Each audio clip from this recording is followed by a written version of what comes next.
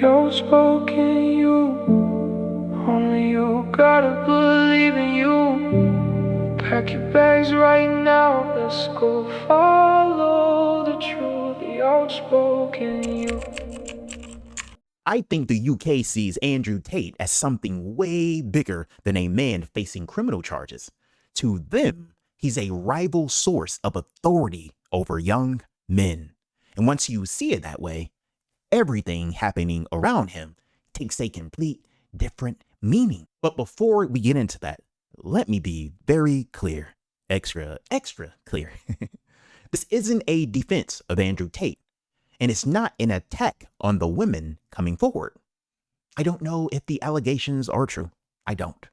Men get falsely accused all the damn time, and men commit horrific crimes all the damn time. So I'm not here to settle this court case. So let's push that shit to the side. I am looking at something else. I'm looking at why taking Tate down matters so much to institutions that already see his influence as dangerous. For years, Britain has put Tate right at the center of national conversations about misogyny, the manosphere, and what social media is doing to young men. Now, that doesn't mean the legal system is cooking up all of these charges to silence him, but it does tell us those institutions do not view him as just another controversial guy on the internet. To them, he is a symbol, and that matters. Because Tate isn't just competing for clicks, he's competing with traditional institutions for the right to define masculinity to young men. That is where his power comes from. A lot of young men simply don't believe the people in charge understand them anymore. They hear endless lectures about what's wrong with men, but almost nothing about what a good man is actually supposed to look like. Tate stepped right into that vacuum with clear, direct answers. Now, whether you think those answers were helpful, toxic, or maybe a mixture of both, millions of guys tuned in because he was answering questions everybody else were ignoring. He stopped being just an influencer. He became a competing authority. So if you are an institution convinced his message is harmful, locking him up feels like a victory way beyond the courtroom.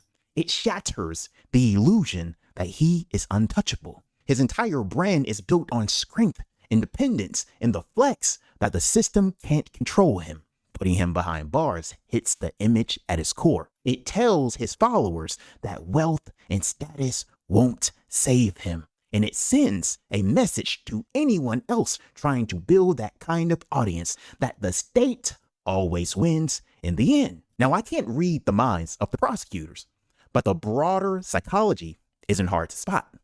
When one person becomes the face of a societal issue, taking them down starts to feel like solving the issue itself. And that's where Britain might be making a massive mistake. Andrew Tate didn't create the conditions that made him famous. He just capitalized on them. Young men were already checking out of mainstream culture.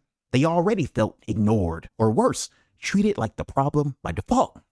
Tate saw that frustration, gave it a vocabulary, and built an audience on top of it.